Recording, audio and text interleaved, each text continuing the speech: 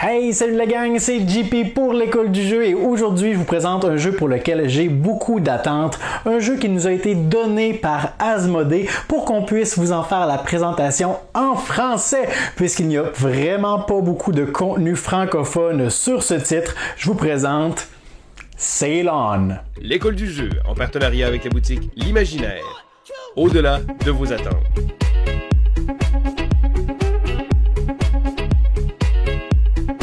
Nous voici devant la magnifique boîte de Sail On. J'aime beaucoup le look de cette boîte avec les effets un peu rustiques ou vieillots, usés de celle-ci. Les couleurs également, mauve, violette, les contrastes.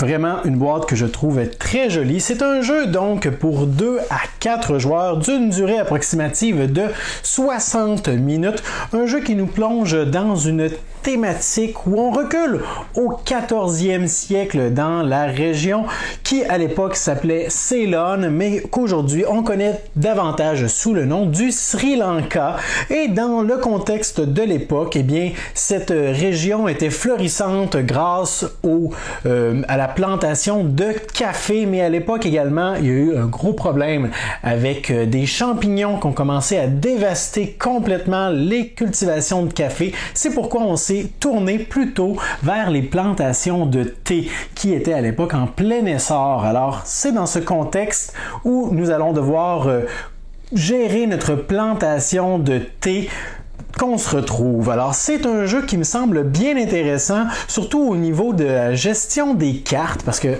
oui, c'est un jeu où est-ce que à notre tour, nous allons avoir 3 cartes en main. On devra en sélectionner une pour mettre en jeu et effectuer l'une des actions qui se trouve sur cette carte. De mémoire, je pense que chaque carte a environ 4 utilités différentes et c'est aux joueurs de choisir. Et il y a une petite twist bien intéressante avec la façon dont les cartes sont résolues. En fait, tous les joueurs vont jouer même quand ce n'est pas leur tour, ce qui fait en sorte que la durée du jeu est excessivement réduite. Il n'y a pas de temps mort également pour cette raison. Alors, sans plus attendre, allons voir le contenu de la boîte et je vais essayer de vous expliquer les mécanismes et toutes les choses que je connais déjà du jeu avant même d'y avoir joué. Alors, si vous y avez joué, je vous invite à nous laisser des commentaires sur vos expériences. Si vous connaissez des informations également, si je me trompe sur quoi que ce soit, précisez-le dans les commentaires sous la vidéo. Et sans plus attendre, commençons notre exploration de cette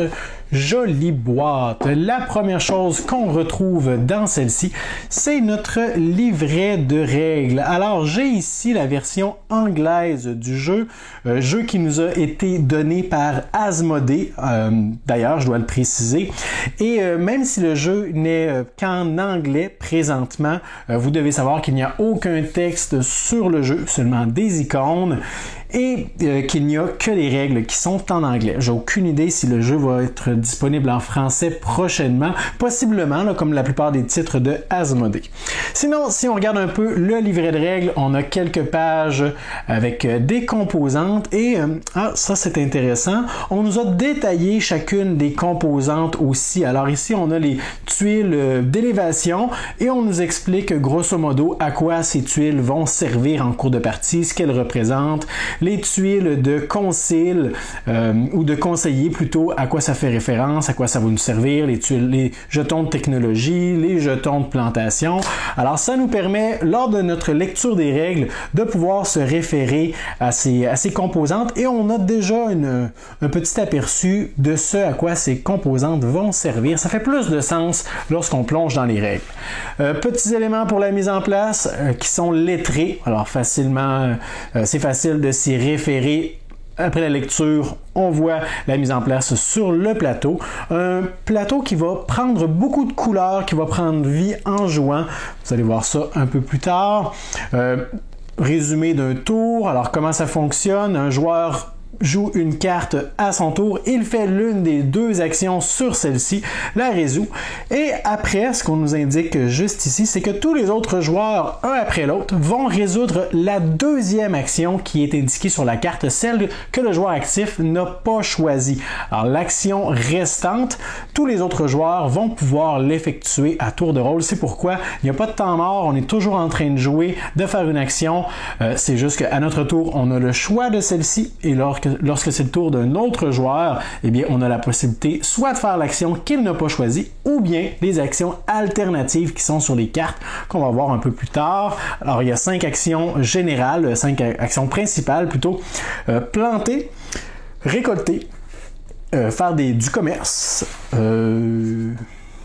5 si je me suis pas trompé, faire affaire avec un conseiller qui va nous donner un pouvoir passif tout au long de la partie, ou avancer sur la piste de technologie ou de développement. Alors ça, c'est les 5 actions qu'on peut effectuer, action principale, mais de façon alternative, on pourrait également faire une action facultative, soit se déplacer sur les différentes tuiles sur la carte, ou bien récupérer de l'argent. Alors c'est un total de 7 actions qu'il est possible d'effectuer dans ce jeu. Et finalement, on a ici les détails de fin de partie qui nous sont expliqués, le scoring, le décompte final, qu'est-ce qui donne des points, des explications pour les tuiles, les variantes, à 2 joueurs, quels sont les changements, explications pour les tuiles conseillées. Alors, un livret de règles qui me semble bien complet, bien concis, un total de quoi 12 pages ou 10 pages de règles. Super. Allons voir un peu maintenant que je vous ai donné les grandes lignes du jeu, le matériel, en commençant par le plateau de jeu qui va de ce sens-ci. Alors, un plateau qui est d'un bon format là, quand même, là, qui prend de la place sur la table. Vous devez savoir que chaque joueur va également avoir un plateau personnel qui va venir s'insérer de chaque côté de ce grand plateau. Alors, il faut prévoir quand même un peu de place sur la table si on veut y jouer. Alors, vous voyez que ce plateau en début de partie n'est pas très coloré, mais il va prendre vie puisqu'on va y apposer les tuiles d'élévation, ce qui va amener un petit aspect tridimensionnel sur le plateau. En cours de partie, on va également mettre nos jetons de plantation, nos jetons de feuilles de thé également. Il y aura des cubes qu'il sera possible de récupérer, qui représentent justement les différentes variétés de thé. On aura des cartes colorées qui vont venir s'ajouter sur la piste de train juste ici. D'autres cartes qui seront là, des tuiles par rapport aux conseillers, les tuiles technologie, notre petit ouvrier qui va se déplacer sur cette carte. Alors tout ça va progresser, va prendre vie en cours de partie. On met ça de côté, on continue notre exploration. On est déjà rendu aux feuilles de carton. Alors qu'est-ce qu'on a ici? Là, c'est très probable que je ne sache pas à 100% tout ce à quoi ça fait référence parce que j'y ai pas joué et j'ai lu un peu les règles avant que le jeu soit disponible, mais je vais essayer de vous expliquer le maximum de mes connaissances. Donc ici, nous avons les jetons de technologie qui peuvent, si je ne m'abuse, être utilisés lors de notre tour pour effectuer une action supplémentaire. Alors ça me semble très fort, la possibilité de faire une action supplémentaire à notre tour. Très intéressant. On va les récupérer, entre autres, en progressant sur la piste de développement ou de technologie. On a ici les contrats, si on veut, ou les offres que les différentes compagnies vont nous offrir. Alors, il y a 5 compagnies, je crois, qui sont numérotées, mais également les wagons de différentes couleurs. Oui, 5. Alors, on a la compagnie 1, 2, 3, 4 et 5 et elles vont nous demander toujours un agencement bien particulier de différentes sortes de thé qu'on pourra leur remettre. Et en contrepartie, ils pourront donner une récompense, soit bien souvent des points de victoire ou de l'argent, des rupies en fait dans ce jeu, qui pourront nous être utiles pour récupérer d'autres avantages en cours de partie. Alors gardez ça en tête, les 5 compagnies, on va y revenir un peu plus tard lorsqu'on va être rendu à explorer les plateaux personnels. Donc encore des tuiles, les tuiles ici de majorité, pour ceux qui ont les majorités dans les différents districts de la carte. Nous avons ici qu'est-ce que c'est? Ce sont, je crois, les... Est-ce que ce sont les... Ah, ce sont les tuiles de conseillers. Alors, ces conseillers vont être disponibles pendant la partie. Je crois que sur la carte, il y en a un maximum de 4 et là, ici, on en a un peu plus. On en a 8 au total. Alors, à chaque partie, ils peuvent se retrouver dans des districts différents, mais on peut ne pas nécessairement voir les mêmes en cours de partie. Et ils vont nous offrir la possibilité de récupérer un pouvoir ou un bonus passif pour le reste de la partie lorsqu'on fait appel à eux. Et juste en dessous, on a ici les tuiles violettes qui, elles, font partie, je crois, de la variante avancée du jeu. Mais en fait, c'est très très simple. Ce sont des avantages ou des pouvoirs uniques et asymétriques qui sont remis aléatoirement aux joueurs en début de partie. Et c'est un pouvoir qui peut être utilisé une seule fois pour la partie. Alors les joueurs récupèrent une de ces tuiles au hasard qui va déterminer qui sera le premier joueur également. Et une fois dans la partie, ils peuvent faire appel à ce pouvoir. Ça me semble très intéressant, puis pas très complexe à mettre en place. Selon moi, c'est un incontournable dès la première partie. On a ici les jetons de plantation. Alors lorsqu'on va avoir commencé notre plantation, on va pouvoir mettre ça sur le plateau. Déjà là, ça va être un peu plus coloré. Un aide-mémoire également pour savoir les 5 compagnies, qu'est-ce qu'elles vont vouloir en cours de partie. Alors on sait exactement quels sont les contrats avant même le début de la partie qui vont sortir. Les cartes, ou plutôt ce ne sont pas des cartes, ce sont des tuiles qui vont apparaître en cours de partie.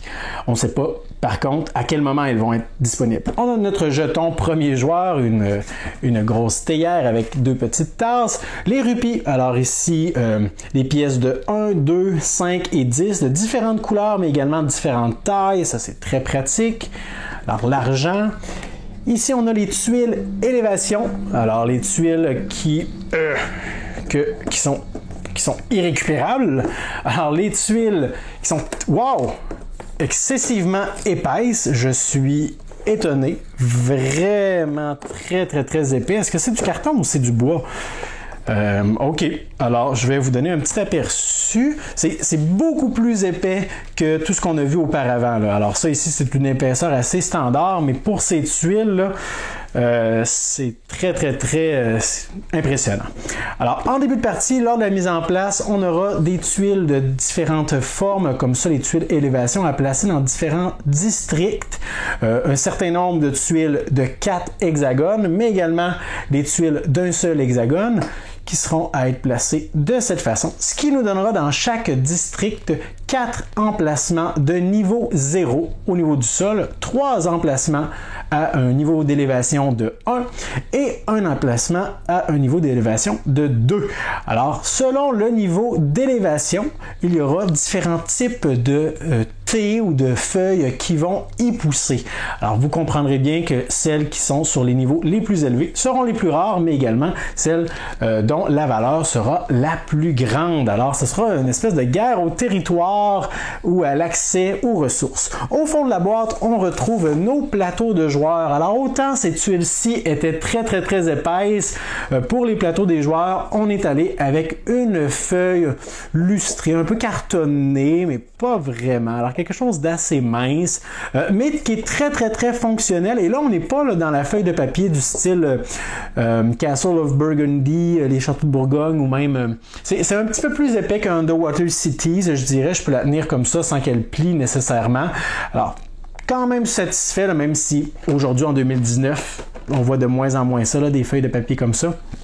Et sur ce plateau personnel, on va pouvoir placer nos ingrédients ici. Alors, nos thés qui seront illustrés par ces petits cubes de couleurs de différentes valeurs également. On ne peut avoir qu'un maximum de 5 cubes à la fois. Alors, ce sera tout ça qui sera à gérer, regardez en tête selon nos objectifs aussi.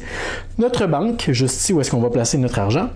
Les tuiles de technologie, les tuiles de pouvoir qu'on aura récoltées également, un aide-mémoire pour ce qui rapporte des points en fin de partie. Et nous avons juste ici une piste sur laquelle les joueurs vont pouvoir placer... Oups, non, c'est pas du tout ça que je voulais récupérer. Bon, alors puisque je l'ai ouvert, je vais vous montrer ici. Ça, c'est nos petits disques qui vont nous permettre de progresser sur peut-être la piste des points, la piste de technologie et également sur les différentes pistes des conseillers pour nous représenter que nous avons accès à leur pouvoir. On a également nos petits ouvriers qui vont se déplacer sur la carte pour aller planter ou récolter différentes ressources. Mais ce que je voulais vous montrer, c'était ces petites feuilles de couleur qui sont, ma foi, très minces. Alors, on est dans les extrêmes, semblerait-il, dans ce jeu. On a du carton très épais, mais des plateaux très minces. On a des assistants très épais, de bonne qualité, mais des feuilles très minces en bois aussi. Alors, lors de la mise en place, on va avoir des feuilles à placer sur ces emplacements, on les couvre toutes. Et en cours de partie, il sera possible de déployer ces feuilles sur le plateau. Lorsque c'est fait, on vient de libérer un nouvel emplacement. Et à quoi servent ces emplacements? Eh bien, je reviens en arrière, je vous reparle des tuiles de commande ou de contrat. Lorsqu'on remplit un contrat, c'est l'une des actions qu'on peut effectuer. On prend la tuile et on la place sur l'une de ces feuilles juste ici. L'un de ces emplacements. Et à partir de maintenant, si je récupère un contrat d'une valeur de 5, eh bien, je peux l'empiler sur ma tuile, si j'en avais déjà une. Mais dans cette configuration, je pourrais seulement récupérer des contrats de 2 compagnies différentes. Alors, je serai certainement très avantagé de continuer ainsi à placer mes feuilles sur le plateau pour me libérer des nouvelles possibilités parce qu'en fin de partie, oui, je vais faire les points. En fait, peut-être que j'aurais fait les points qui sont sur ces tuiles si je n'ai pas récupéré l'argent, mais en fin de partie, on sera récompensé pour un grand nombre de points pour chaque compagnie différente que nous avons. Alors, il y aura toutes sortes de stratégies possibles qui sera possible d'explorer en cours de partie. Alors, on a ici les différentes couleurs de ressources, les thés que nous allons pouvoir récolter. Alors, je crois que les noirs poussent au niveau 0, les verts niveau 1 et les blancs niveau 2, quelque chose comme ça. Donc, il y a tout l'aspect de valeur et de rareté. Ici, nous avons des sacs refermables pour serrer tout ça. Et au fond de la boîte, nous avons un paquet de cartes. Alors, il me reste seulement ça à vous montrer. Et la résolution des actions fera un peu plus de sens avec ce matériel en vue. Alors, nous avons juste ici toutes les cartes actions. La partie va se dérouler jusqu'à ce que ce paquet soit vide ou je crois qu'on ait mis toutes les tuiles de plantation ou les feuilles, là, quelque chose comme ça. Il y a 2 circonstances qui peuvent faire en sorte que la fin de la partie est déclenchée. Et sur ces cartes, on retrouve différentes informations. Premièrement, 2 parties, celle du haut et celle du bas. Lorsque c'est à mon tour, j'ai 3 de ces cartes en main et je décide laquelle je veux jouer. Une fois que c'est fait, on va rapporter notre plateau juste ici. Alors, imaginons que j'ai décidé de jouer cette carte-ci. Je dois décider dans quel sens je veux la jouer. L'emplacement sur lequel il y a un petit cercle ici qui n'est pas coloré représente l'action que je vais faire. Alors, si je veux passer à la récolte, je vais la placer comme ça. Alors que si je veux planter, eh bien, je pourrais procéder de cette façon. Alors, si je décide de faire l'action de planter, eh bien, je procède ainsi. J'ai un coût qui est associé à cette action. Je vais devoir dépenser 5 rupies et je vais pouvoir effectuer l'action. Alternativement, comme je le disais, j'aurais pu faire l'action du bas en la plaçant ainsi, ce qui ne m'aurait rien coûté et qui m'aurait permis de récolter. Ou bien, de façon alternative encore, je peux effectuer l'une des 2 actions alternatives qui est au centre, soit de me déplacer ou de récolter des rupies. Mais une fois que j'ai effectué mon action, tous les autres joueurs ont l'autre choix. Donc, si moi j'ai effectué l'action du haut, les joueurs vont pouvoir effectuer l'action du bas ou de façon alternative, une des 2 actions facultatives qui sont sur la carte. Et on va procéder comme ça jusqu'à ce que ça revienne au joueur actif qui a terminé son tour. C'est au prochain joueur de jouer. Il consulte les cartes qu'il a en main, en joue une du côté qu'il désire effectuer l'action, et on continue comme ça, on progresse comme ça jusqu'à la fin de la partie, et on a tout autour du plateau notre petite piste de points qui est représentée par ces feuilles. Alors voilà, je crois que ça fait un peu le tour du contenu de la boîte. Oui, on a tout vu ensemble. Bien évidemment, avec les informations que je viens de vous donner, il manque des informations pour être en mesure de bien comprendre et de jouer à Ceylon de façon complète, mais vous avez vraiment, avec ce que je viens de vous dire, un aperçu des mécanismes de jeu, de ce que le jeu offre également, un petit sentiment de ce qu'on peut ressentir en jouant. Un mécanisme qui m'intéresse beaucoup, c'est franchement celui avec les cartes. Le fait qu'on choisit l'une des actions, les autres joueurs peuvent effectuer à leur tour l'action restante. Alors ça, c'est un mécanisme qui m'intéresse beaucoup. Le fait que le jeu semble très court également. Alors c'est un jeu que j'ai bien hâte de découvrir avec ma femme. Si vous avez eu l'occasion d'y jouer, laissez-nous vos commentaires sous la vidéo. Envoyez-moi également un pouce vers le haut. Pas vers le côté comme ça, là, vers le haut. Ouais, comme ça, vers le haut. Et abonnez-vous à notre chaîne si ce n'est pas déjà fait. Moi, je vous dis merci pour votre écoute et à la prochaine.